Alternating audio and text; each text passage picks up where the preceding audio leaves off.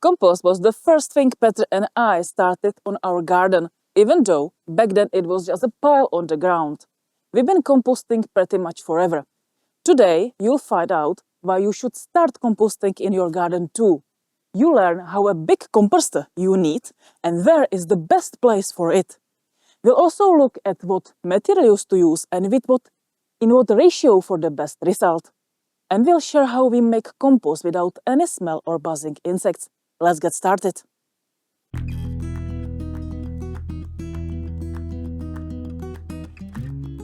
First, let's look at the main reason why composting is worth it and what new possibilities it opens up for your garden. Composting gives you your own high-quality nature fertilizer, continuously and in pretty large amounts. That's what we care about most. No wonder compost is often called black gold. Every garden, naturally, produces organic material. Leaves from trees, grass clippings, twigs from pruning or leftovers from vegetables beds. Add to that kitchen scraps like fruit and vegetables peels. Composting makes use of all this material. We'll dive into the details soon.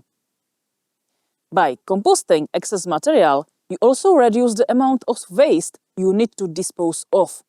There's never enough room in the trash bin, and when you need to deal with a large amount of material in spring, you end up ordering a dumpster. But even a dumpster fills up quickly with just a few branches. This is where a branch shredder comes handy, turning a huge pile of branches into small pile of wood chips. This can be used as the brown component in compost or as mulch for pathways. We've already preparing a video on this topic coming this fall. Your own compost saves money on commercial fertilizers, substrate, dumpster fees, and the cost of hauling and disposing of organic waste.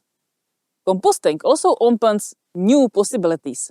If you produce enough compost, your garden can become a self-sufficient system that relies only on its own materials.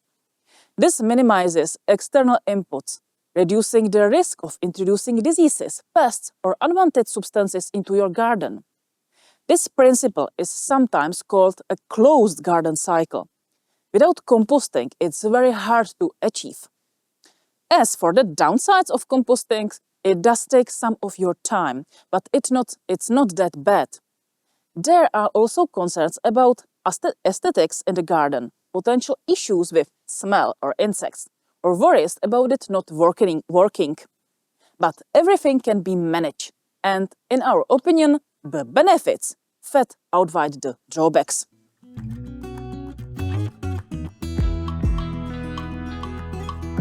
Composting can be done in two different ways, each with its own pros and cons. Cold composting is a slower, less demanding method where the compost reaches temperatures of about 20 to 30 degrees Celsius, 68 to 86 degrees Fahrenheit.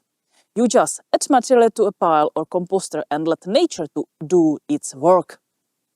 The process happens at lower temperatures and can take several months to a year or even 2 years, depending on the type and amount of material. The resulting compost is high quality, though it may be less dark and could contain viable plant seeds. This is the most common method in home gardens. Hot composting is a method that reaches higher temperatures, typically 40 to 70 degrees Celsius, 104 to 158 degrees Fahrenheit. It requires a large amount of material in a short time, mixing and controlling the material ratio and moisture to maintain optimal conditions. This method produces compost in a few weeks to months. The high temperatures kill seeds and pathogens. It's suitable for large growers like farms and is often used in commercial composting facilities.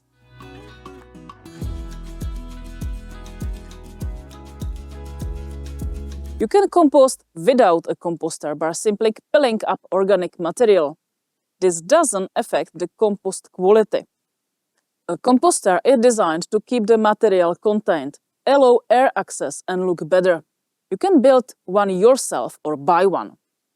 Composters come in many designs with ventilation holes for airflow. Depending on the type, They have lid or doors for easy filling and removal compost. The most common designs include composters with lids, open composters, rotating composters, these make mixing easier, and vermicomposters. These use worms for decomposition. Composters are made from various materials that withstand weather and frost, such as plastic, metal, and wood. The choice depends on your garden's needs and available space. The size of pile and thus the composter's capacity affects the quality and speed of composting process. From our experience, a pile smaller than 1 cubic meter, 1000 liters, is usually less efficient. For a typically 1000 square meter garden with average organic waste like grass clippings, leaves, branches, and kitchen scraps, aim for a composter volume of 1 to 3 cubic meters. This range allows efficient decomposition and sufficient heat build-up. It should handle a steady supply of material without overloading. We recommend starting with 1 or 2 composters, each of about 1 cubic meter, 1000 liters, and adding more as needed. Look for a modular system that can be expanded. Expansion modules are often cheaper and look uniform. The placement of the composter significantly affects the composting process and whether it works well. Place it as far from the house or terrace as possible to avoid any smell from improper composting bothering you or your neighbors. Ideally, choose a spot in shade or partial shade, as direct sunlight can dry out the pile, slowing decomposition.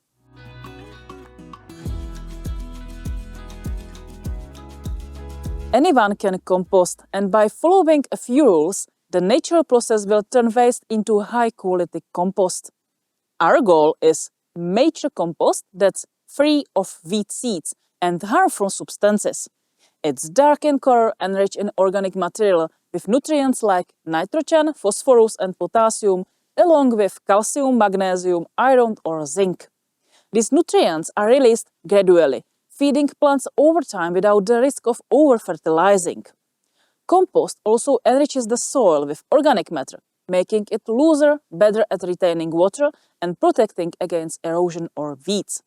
Thanks to these properties, it's also used as mulch. All recommended composting materials are divided into 2 groups, the green and brown components. The green component is rich in nitrogen and water, which speeds up decomposition. This includes freshly cut grass, wilted flowers, or fruit and vegetable scraps. Too much green material can cause overwetting or smell, so it's always combined with the brown component for balanced compost. The brown component provides carbon and keeps the compost airy and balanced. Brown waste is usually drier and includes tree leaves, finely shredded twigs, plain cardboard or paper without chemical additives. Wood chips from a branch shredder are great. Here's a small tip. If you don't have brown material, you can use soil or partially decomposed compost. This also helps kickstart the composting process. Too much brown material can slow decomposition. The ideal recommended ratio of green to brown components is 3:1, which means 3 parts green to 1 part brown. If you are worried about smell, use a 2:1 ratio, 2 parts green to 1 part brown, but composting will be slightly slower. You'll need to experiment a bit, as it depends on the specific composition of the materials. The ideal CN ratio is around 30:1. Not all materials are suitable for composting. Some should definitely be avoided. Meat, bones, dairy products like cheese or yogurt, and oils such as used cooking oil can cause problems. The compost may smell, attract insects or rodents, and rot in a way that disrupts the composting process. Avoid materials treated with chemicals like grass sprayed with herbicides, painted or varnished wood, or paper with plastic coating, such as glossy magazines. These can contain chemicals that harm compost microorganisms and may end up in your crops. Composting weeds isn't a good idea for home composting. Their seeds can survive decomposition and spread back into your garden beds after use. Similarly, avoid composting plants infected with mold or other diseases. Compost needs to be slightly moist. Too wet and it rots. Too dry and it decomposes slowly. Adjust moisture by adding water or dry material. Our composters were drying out from the edges in summer because they are only partially shaded. At first, I tried watering them regularly, but then I found it works better to line the inside walls of the composter with cardboard before filling. This prevents drying from the outside. You will need to experiment a bit, as it may differ for you. Airflow is just as important because oxygen supports decomposition. A composter with ventilation holes or turning the contents keeps the compost airly and prevents smell. We can't directly control the temperature, but higher is better. That's why decomposition happens faster in summer than in winter. You can achieve higher temperatures by adding a large amount of green material, like grass clippings at once. Compost can't naturally catch fire from the decomposition process, so don't worry, it's safe. Nothing annoys neighbors more than a smelly compost pile that reeks of rotten eggs. The most common cause is too little brown material, which leads to the release of hydrogen sulfide gas. Adding brown materials and mixing the pile helps. Another cause can be over-wetting, leading to rotting. The smell is less intense but signals something's wrong. If you squeeze the compost and water drips out, it's too wet. Add dry material and mix the pile. A swarm of buzzing insects always shows up when I toss kitchen scraps on the compost and leave them on top. Insects quickly sense it and are attracted. Just mix the scraps into the other layers with a pitchfork or cover with other material. To prevent mice or other rodents, don't put anything in the compost that doesn't belong, especially bread, which attracts them.